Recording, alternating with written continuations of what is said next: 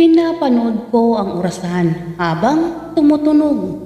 Ito, hudyat na mag 5 PM na ng hapong iyon. Hinihintay ko kasi ang pamangkin kong si Nadia para umutang ng pera nito. Pag ito'y bumalik, wala na kasi akong alam na pagkuhanan, lalo pat lockdown, kaya lahat ng trabaho wala. Kaso si Nadia, isa itong nurse, kaya sila ang mayroong trabaho. Kaya nung dumating si Nadia, "Tito, ikaw po pala, napasyal ka." "Naku, pamangkin, gusto ko sanang humiram ng pera mo. Nakakahiya kasi doon kay Luz, baka mapalayas ako nang wala sa oras eh." "Naku, tito, mano ba kasi kung ligawan mo yun? Siya, byuda naman ata. So walang masama kung kayo ay magkatuluyang dalawa para wag mo nang problemahin pa ang pambayad mo ng renta diyan sa apartment mo." "Ikaw talaga, Nadia. Tumigil ka nga. Ayaw ko doon. Tignan mo naman. Ang kapal ng salamin sa mata. Lalo pat ang taba-taba. Hinayaan yata sa kusina yun." Tawa kong wika sa pamangkin ko. Dahil sa totoo lang, wala nang asawa din si Luz. Kaso di ko siya type kasi ang sungit-sungit nito.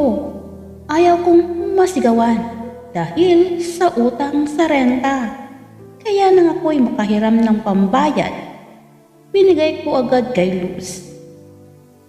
"Hay, salamat naman Danny, nagbayad ka na ng utang mo sa renta. Halos 2 buwan ka na ding di nagbabayad.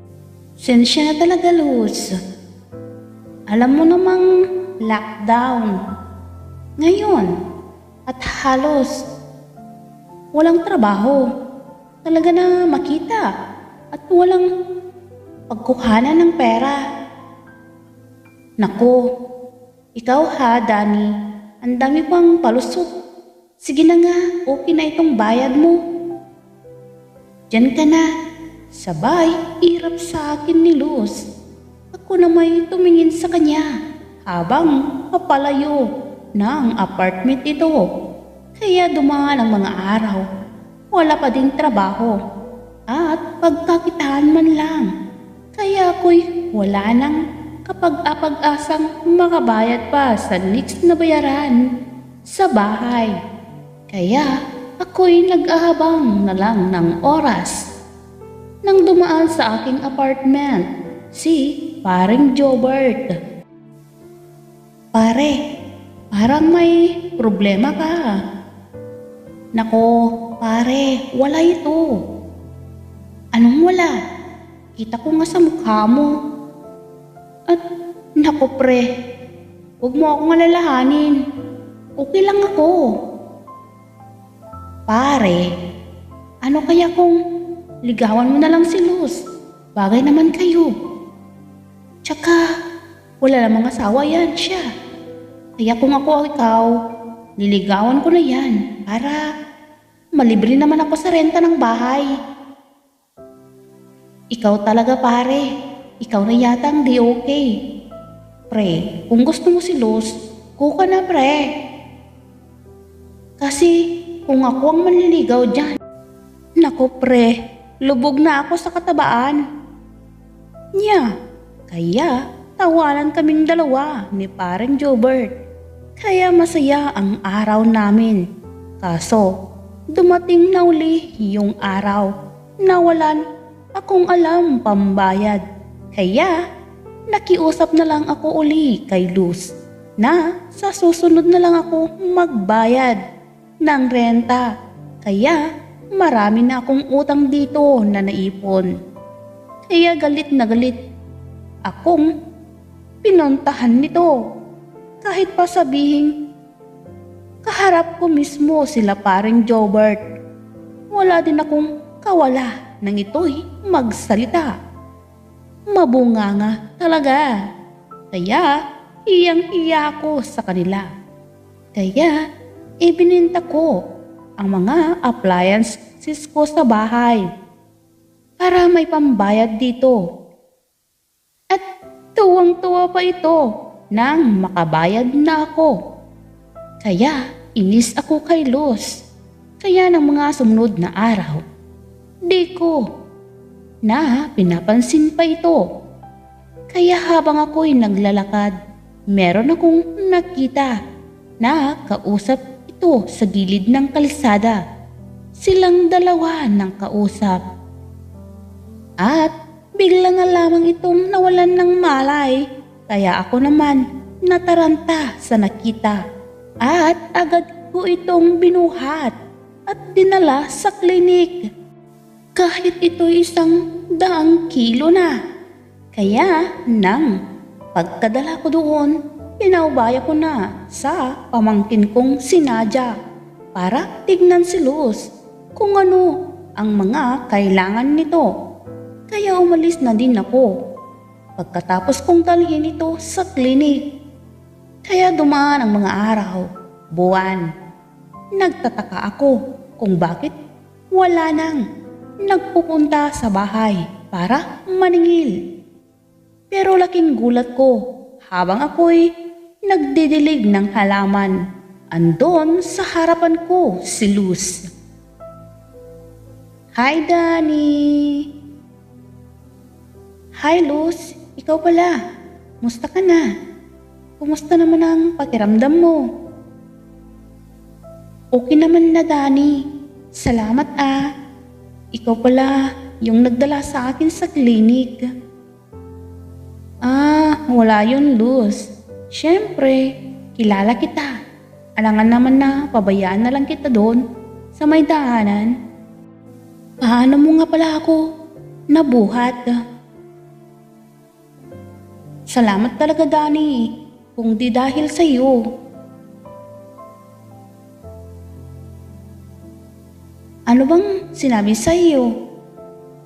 High blood daw ako eh. Kailangan kong magpapayat para bumalik daw ang sigla ng katawan ko, sabi ng doktor. Maganda naman kung ganun, Luz. Dapat sundin mo kung ano ang sinabi sa iyo.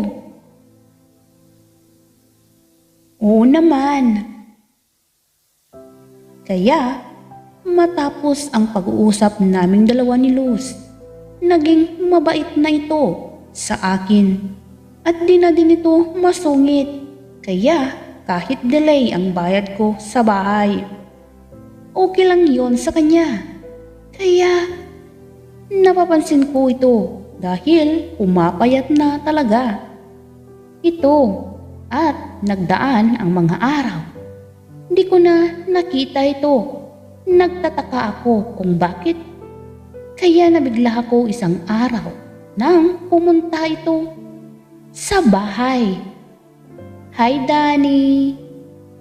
Sino ang kailangan nila, miss? Bakit mo alam ang pangalan ko? Ikaw talaga, Danny. Palabiro ka pala eh.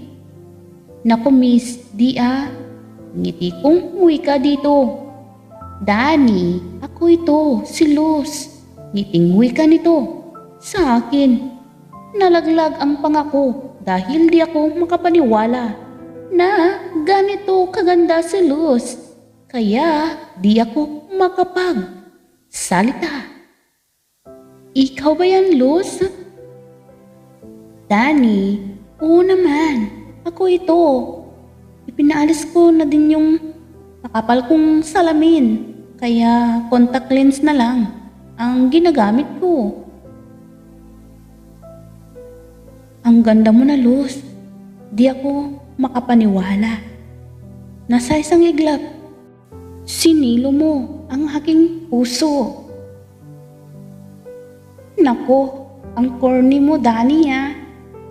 Nako, di ah, Luz. Kasi ang ganda mo na. Talaga. Abot hanggang tainga ang ngiti ni Luz. Kaya mas lalo akong na-in-love sa kanya. Kaya nang lumaon ang dating ayaw ko na si Luz, binawi ko na ang mga sinabi ko noon dahil nanligaw na akong tuluyan dito. Kaya hayon, di na nagpatumpik-tumpik pa. Sinagot din niya ako. Kaya ang mga kakilala't kabarkada ko kung todo ang mga ngiti sa akin dahil kami din pala ni Luz ang magkakatuluyan.